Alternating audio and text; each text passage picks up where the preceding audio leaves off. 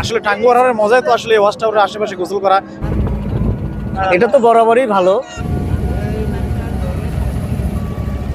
এখন পর্যন্ত যা দেখলাম এক কথায় অসাধারণ। কি পরিমাণে পানি, চতুর্দিকে শুধু পানি আর পানি। আমাদের নৌকাটি সামনের দিকে যাচ্ছে। পৃথিবীর সব সৌন্দর্য শুধু পাহাড়েই লুকিয়ে থাকে এমনটি কিন্তু নয়। কখনো কখনো সৌন্দর্য লুকিয়ে থাকে অথই জলরাশির মাঝেও। আজ আমরা যাত্রা শুরু করেছি নেত্রকোনার কলমাকান্দ থেকে। গন্তব্য বাংলাদেশের অন্যতম বিষয় টাঙ্গুয়ার হাওর। চলুন শুরু করি আজকের আমাদের অসাধারণ জলভ্রমণ। এখন আমি রয়েছি কমলাকান্দার গোডাউন ঘাটে, আর এই গোডাউন ঘাট থেকেই টাঙ্গুয়ার উদ্দেশ্যে আমরা রওনা দিচ্ছি। এই যে আমরা সবাই মিলে একটা হাউস বোট ভাড়া করেছি, একটা বোট ভাড়া করেছি। এই বোটে চড়েই আমরা টাঙ্গুয়ার হাওরের উদ্দেশ্যে রওনা করব। এখান থেকে টাঙ্গুয়ার হাওরে পৌঁছতে প্রায় 4 ঘন্টার মতো সময় লাগবে আমরা যতটা শুনেছি। এই 4 ঘন্টা আমরা এই নৌকাতে করে ভ্রমণ করব এবং ওখানে সময় কাটিয়ে আবার এই নৌকাতে করেই আমরা আবার এখানে ফিরে আসি। এখান থেকে আমরা ট্যুর শেষ করবো ইনশাল্লাহ। তো যাও, এই ভ্রমণটি অত্যন্ত রোমাঞ্চকর হতে যাচ্ছে। সম্পূর্ণ 4 ঘন্টা ভ্রমণ, যাইতে 4 ঘন্টা, আসতে 4 ঘন্টা আমরা এই হাওরের উপর দিয়ে, পানির উপর দিয়ে ভ্রমণ করব। অত্যন্ত রোমাঞ্চকর হবে। চলে আসুন দর্শক।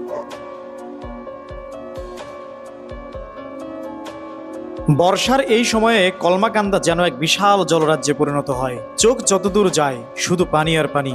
কোথাও নেই শহরের কোনো কোলাহল, নেই যানবাহনের শব্দ, শুধু নৌকার ইঞ্জিনের মৃদু আওয়াজ আর প্রকৃতির নিস্তব্ধতা। নৌকা যত সামনে এগোচ্ছে ততই বদলে যায় দৃশ্যপট। ছোট ছোট গ্রাম, পানিতে ডুবে থাকা মাঠ, দূরে ভেসে চলা জেলের নৌকা, সব মিলিয়ে মনে হয় যেন এক জীবন্ত কোনো জলরঙের ছবি দেখছি। এই নৌপথের সবচেয়ে বড় আকর্ষণ হলো এর চারপাশের অসীম জলরাশি। এক মুহূর্তের জন্য মনে হবে আপনি যেন নদীতে নয়, ছোট্ট একটি সমুদ্রের বুকে ভেসে চলেছেন। মনে হবে না যে এটা আসলে কোনো একটা বিল। আসলে বিল বললে ভুল হবে, দেখে মনে হচ্ছে এটি একটি সমুদ্র। আমরা একটা অথই সমুদ্রের মাঝে ভাসছি, এমনটা মনে হচ্ছে। যে চতুর্দিকে শুধু পানি আর পানি, যেদিকে তাকাবো কোনো জনবসতির চিহ্ন দেখতে পাচ্ছি না, শুধু পানি আর পানি।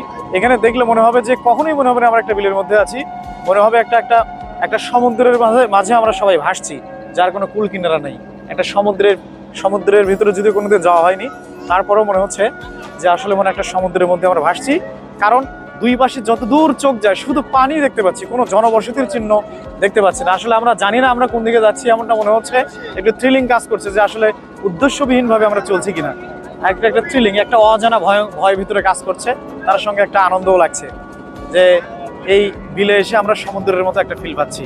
কলমাকান্দার গোডাউন ঘাট থেকে টাঙ্গুয়ার হাওরের ওয়াচ টাওয়ারে পৌঁছতে সময় লাগে প্রায় 4 ঘন্টা। এই 4 ঘন্টা নৌকা যাত্রায় আপনি দেখতে পাবেন বিশাল বিশাল হাউস বোট ভেসে বেড়াচ্ছে এই হাওরের জলে।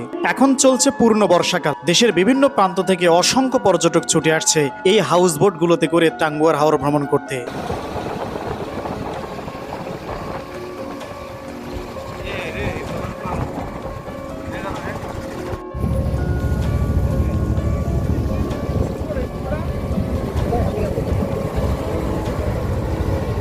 যে আমি এখানে রয়েছি নৌকাটির একেবারে ঠিক সামনে। এই যে আমার পিছনে পুরো নৌকাটি, হাউস বোটটি রয়েছে, যে পিছনে দেখতে পাচ্ছেন।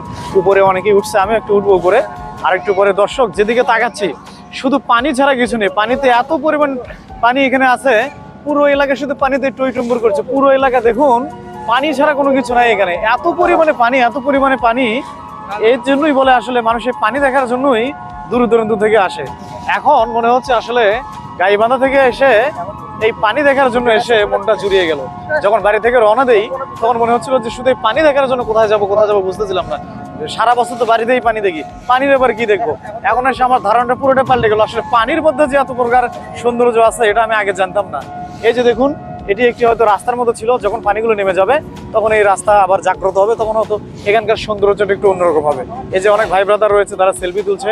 আর উপরেও অনেকেই রয়েছে। আজ নৌকাটির মাঝে বৃষ্টি পড়লো একটু আগে, এই জন্য অনেক সদস্যরা মাঝেও রয়েছে। আমাদের এই সফরের সঙ্গে হয়েছিলেন গোবিন্দগঞ্জের বিশিষ্ট শিক্ষাবিদ মোহাম্মদ আশরাফুল ইসলাম স্যার। তিনি তার অনুভূতির কথা জানালেন।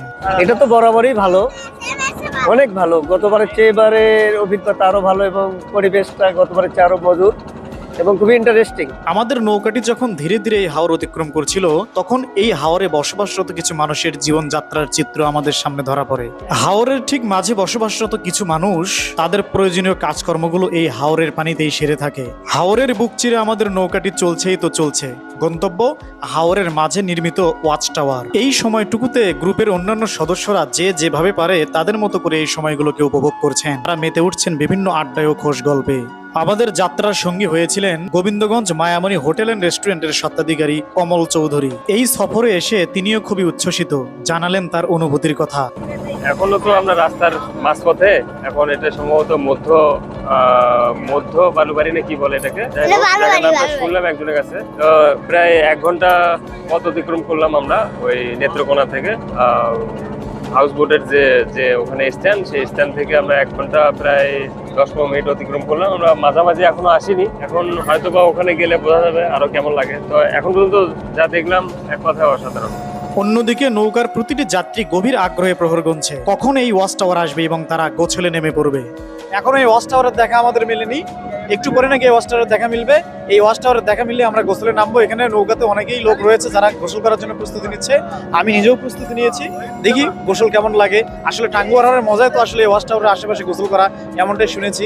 যদিও আমার পানিতে নামার তেমনটা ইচ্ছা ছিল না, তারপরও এত দূর রাস্তা চড়াই উতরাই মারিয়ে আসলাম, যদি এখানে গোসলটাই না করলাম সেটা তো হয় না। আমার এই সাক্ষাৎকারের ভিডিওটি রেকর্ড করার একটু পরেই আমাদের সামনে দৃষ্টিগোচর হলো বিশাল এক হাউস বোটের, যেই হাউস বোটটি আমাদের ছোট্ট নৌকার সামন দিয়ে চলে গেল। দেখতে এটি অসাধারণ লাগলো। আমাদের গ্রুপের সকল ট্যুর মেম্বাররা অবাক হয়ে তাকিয়ে রইল এই বিশাল বড় হাউস বোটটির দিকে।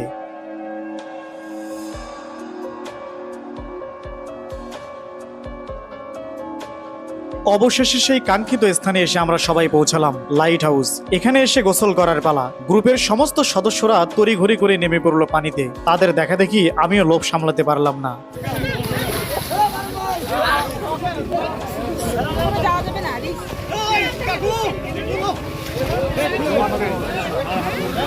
ভিডিও করবো না?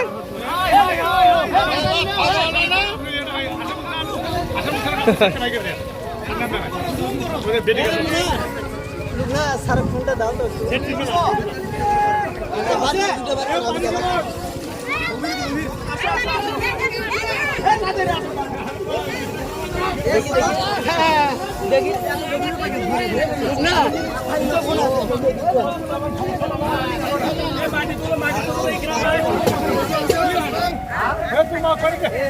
নাচ বলে